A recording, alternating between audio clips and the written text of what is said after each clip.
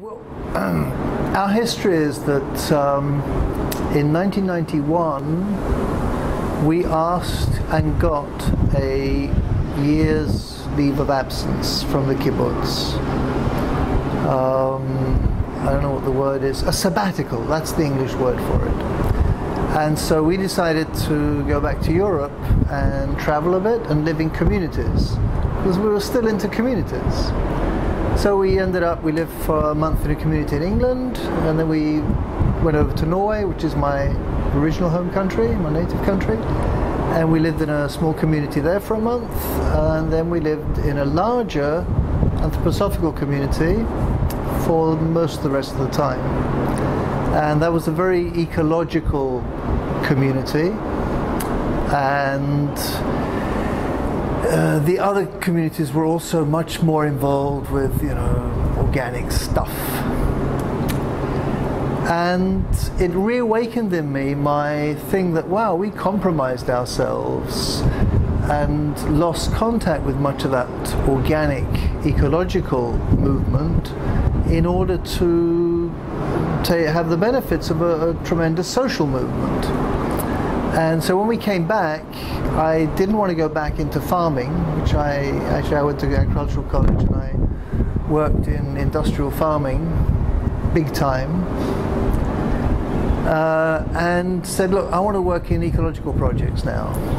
And so the kibbutz was then starting a children's farm, and I said, perfect, it's farming. It's going to be ecological. It's with children. I have a background as a teacher as well. It's just my thing. And then at the same time, we were opening a tourist industry guest house, and we realized that it's not enough just to have some beds. You have to have some kind of attraction to beds, not what you're thinking of. And so we decided to open an ecological park which would look at ecology and the land of the Bible. And so I said, great, I'll do half and half. I'll half work in this as an ecological project where there would be programs aimed at mainly young people who would come and do some hands-on ecological work and learn about the land of Israel.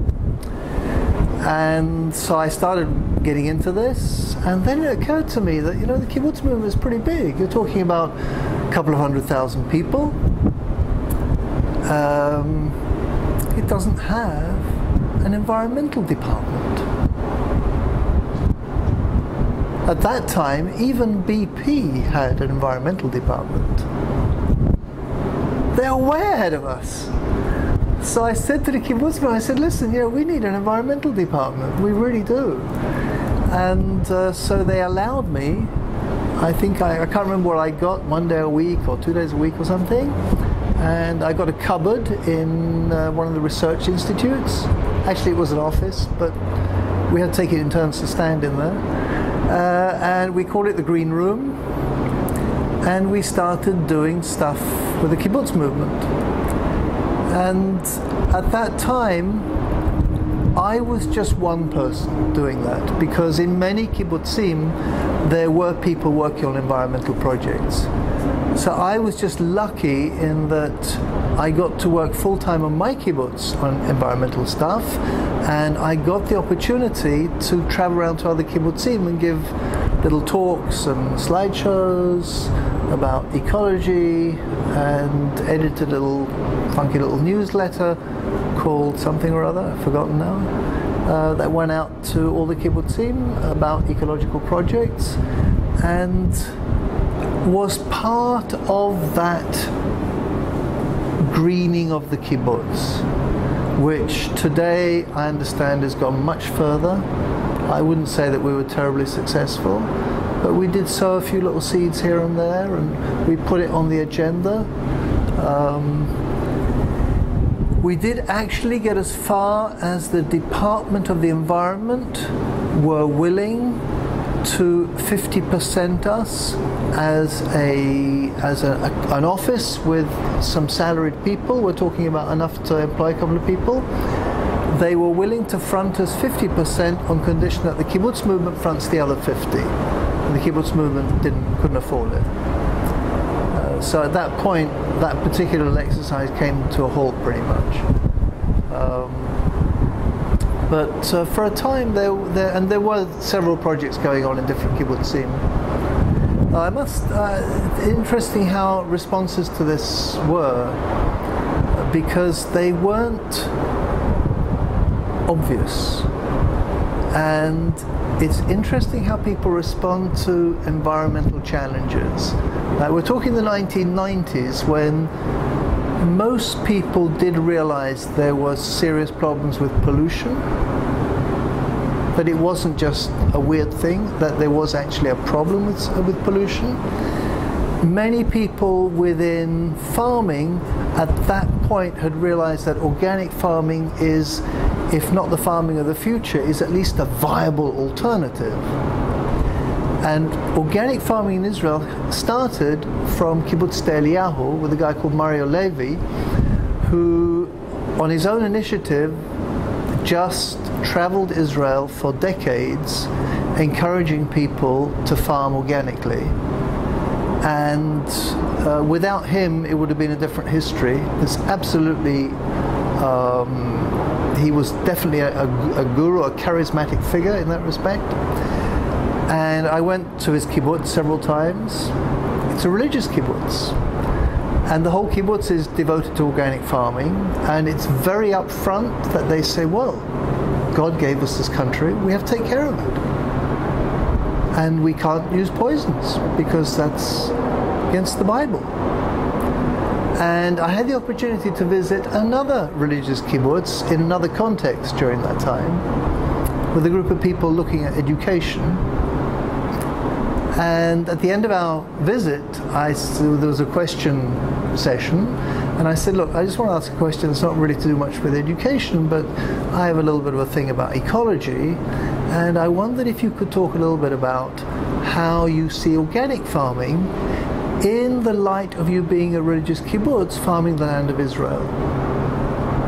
And I got a very aggressive answer that this whole thing about organic farming is just a fad.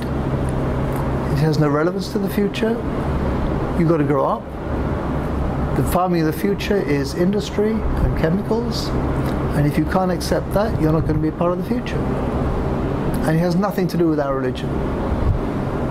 And it was interesting to me to find two people who, or not two people, but two communities which are grounded in the same biblical tradition, but their interpretation was completely the opposite. But since then, I think that kind of response is definitely there's much less of it, and I see now that organic farming is totally acceptable here in Israel, and more people are going over to it. And kibbutzim, I would think, are still, if not at the forefront, at least they're leading places where environmental thinking is happening. Today, organic farming is totally acceptable as a viable alternative, and I can just see it. Just look at peak oil. I mean, look at conventional farming or industrial chemical farming and its total reliance on oil, and know that, you know, we have this much oil, and when we've used it up, there ain't no more. And if it takes 5 years or 10 years or 50 years, it makes no difference. At the end of whatever time scale you want to give me 100 years. Whatever time scale you give me, at the end of that time scale, it's going to be pretty much used up. And farming that is based on oil is going to be based on something else. And because it takes more oil than you get out of farming, don't come with a bio oil, because it takes more oil to grow bio oil than you get oil from bio oil. So that equation doesn't work either. So I don't care about arguing about it. If you want to argue the other way, that it's the farming of the future, I'd say, okay, it's your future, but it's not a very long future. Just tell me what you're going to do with that oil, you know.